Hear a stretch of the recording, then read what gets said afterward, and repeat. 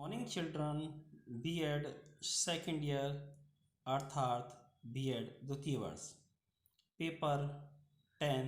Paper 10 में आपका एक किताब का नाम है क्रिएटिंग एन इंक्लूसिव एजुकेशन अर्थात एक समावेशी शिक्षा का निर्माण। यूनिट फर्स्ट इकाई 1। Principles of Administration and Supervision for Inclusive Education. The principles are derived from the plans and the pupil follow the principles for the success of inclusive education. It is necessary that a proper administration and supervision is planned. For this we need the following points।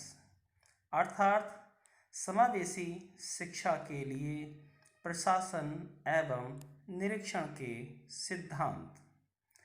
योजनाओं से सिद्धांत निकलते हैं तथा सिद्धांतों पर लोग अमल करते हैं।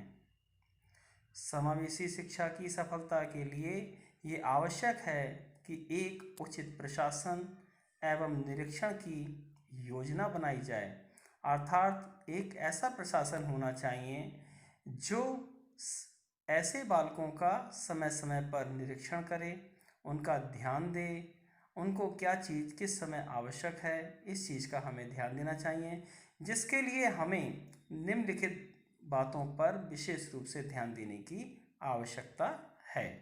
जिसमें फर्स्ट पॉइंट आता है responsibility for inclusive education should be ensured. There should be a person who can manage building, goods, teacher, etc. For inclusive education sometime education directors are responsible for this। only superintendent can work in small town। अर्थात समावेशी शिक्षा का उत्तरदायित्व निश्चित कर लेना चाहिए। एक ऐसा व्यक्ति होना चाहिए जो समावेशी शिक्षा के लिए इमारत, सामान, अध्यापक आदि का प्रबंध कर सके। कभी कभी शिक्षा निर्देशक इस बात के लिए उत्तरदायी होते हैं। छोटे छोटे शहरों में अधीक्षक ही ये काम कर सकते हैं। अर्थात समावेशी शिक्षा का उत्तरदायित्व बिल्कुल ये इस प्रकार से निश्चित होना चाहिए कि उसमें जो उसकी बिल्डिंग है, जो उसमें सामान ज़रूरत पड़ेगा, जो विशेष रूप से अध्यापक हमें ज़रूरत पड़ेंगे, उन सब की व्यवस्था होनी चाहिए, जिससे हम बालकों को अच्छी तरीके से प्रशिक्षित कर सकें। सेकंड पॉइंट आता है हमारा guardians of boys and girls should be made aware of the objectives and functions of the programme of the inclusive education। They should be made aware of its benefits and should also be told that special education is not a punishment। अर्थात बालक और बालिकाओं के जो उनके guardians हैं, संरक्षक हैं, उनके माता पिता हैं, उनको समावेशी शिक्षा के प्रोग्राम के उद्देश्यों तथा उनके कार्यों से परिचित करा देना चाहिए। क्यों?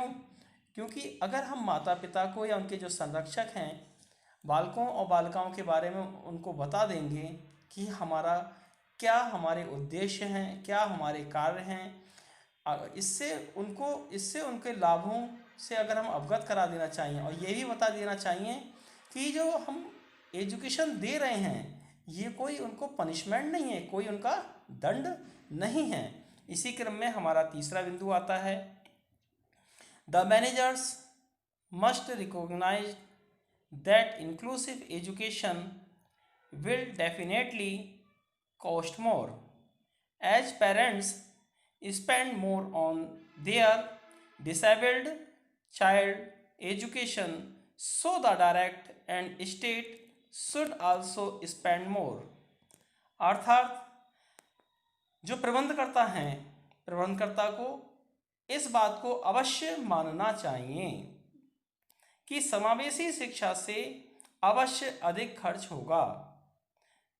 जैसे माता पिता का अपने अक्षम बालक की शिक्षा पर अधिक खर्च होता है, इसी प्रकार प्रबंधकर्ताओं को भी ये मान लेना चाहिए कि नॉर्मल एजुकेशन जो है, जो समावेशी शिक्षा से संबंधित है, उस पर बहुत अधिक उनका खर्चा हो जाएगा। अतः जो प्रत्येक जिले व राज्य को भी अधिक से अधिक खर्च करना चाहिए। इसी क्रम में अब हमारा चौथा पॉइंट आता है, the answer of the school administration to the responsibility to get the children properly inspected and put them in proper class. They should do a detailed study of the need of the children to make sure that the child who is in great need of special education should be trained for this. At the same time, medical inspection should be encouraged. अर्थात जो हमारा school प्रशासन का दायित्व है कि वह बालकों का उचित निरीक्षण करवाए। स्कूल प्रशासन बालकों का अगर उचित निरीक्षण करवाएगा तथा उन्हें उचित कक्षा में रखवाए, यानी कि उन्हें जो उनकी प्रॉपर जो क्लास है उसमें उन्हें बिठलवाना चाहिए।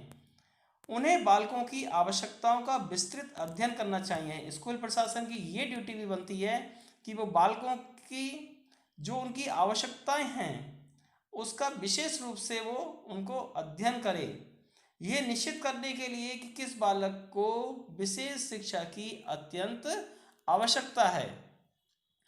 क्योंकि अगर स्कूल प्रशासन को ये मालूम होगा कि हमें किस बालक को कौन सी किस समय किस चीज़ की आवश्यकता है, उसको शिक्षा किस प्रकार से देनी चाहिए, इसके लिए उन्हें स्कूल प्रशासन को प्रशिक्षित आदमी भी होने चाहिए उनके पास, और साथ ही साथ उनको डॉक्टरी निरीक्षण को प्रोत्साहन भी देना चाहिए।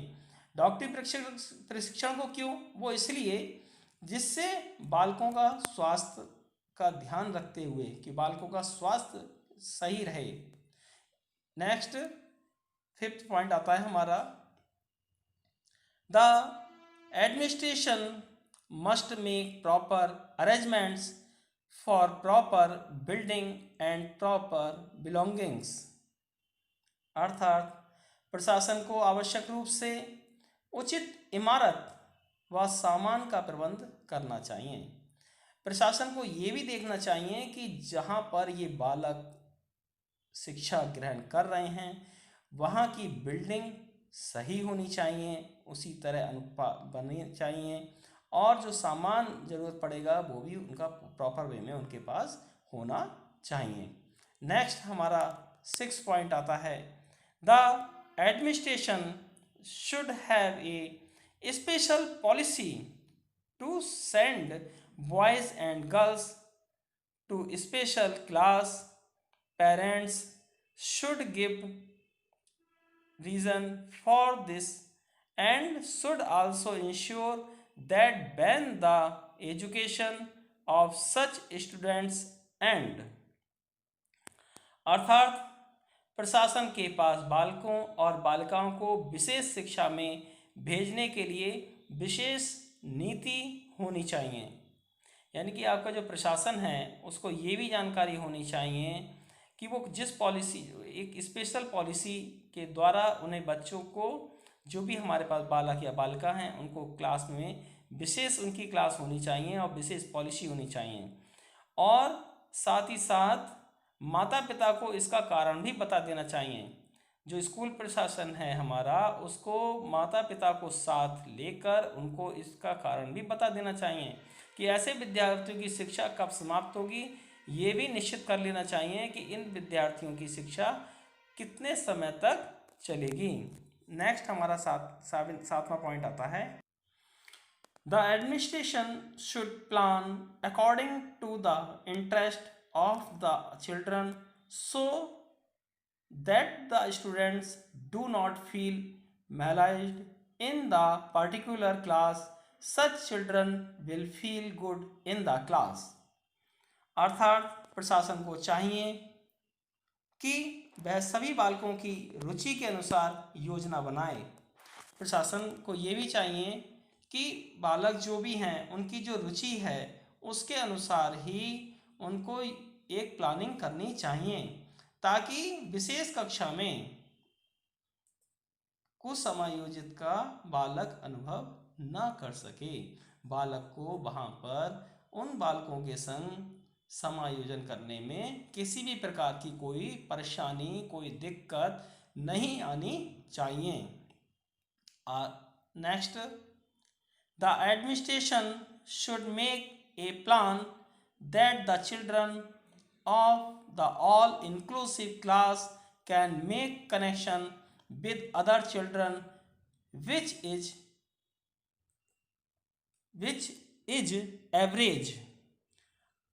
अर्थात प्रशासन को एक ऐसी योजना बनानी चाहिए कि सभी समावेशी कक्षा के जो बालक हैं वो अन्य बालकों से जो कि औसत हैं उनसे कोरिलेशन संबंध स्थापित कर सकें। यानी कि प्रशासन को इस तरह की व्यवस्था करनी चाहिए कि उसमें जो भी बालक बैठे हैं विशेष कक्षा में, उसमें सभी बच्चे आपस में एक दूसरे से संबंध बनाने में उन्हें किसी भी प्रकार का दिक्कत का या परेशानी का सामना ना करना पड़े। Next, parental education should also be planned in the programme so that society and community should understand it. अर्थात प्रोग्राम में पैतृक शिक्षा का प्लान भी होना चाहिए। समाज तथा समुदाय को इसे समझना चाहिए। हमारी जो सोसाइटी है उसमें भी इस प्रोग्राम के बारे में, बालकों के बारे में जानकारी उनको होनी चाहिए। नेक्स्ट पॉइंट हमारा आता है 10वां number, special emphasis should be given to social and professional choosing of children। बालकों के सामाजिक तथा व्यावसायिक सामंजस्य पर विशेष ध्यान देना चाहिए।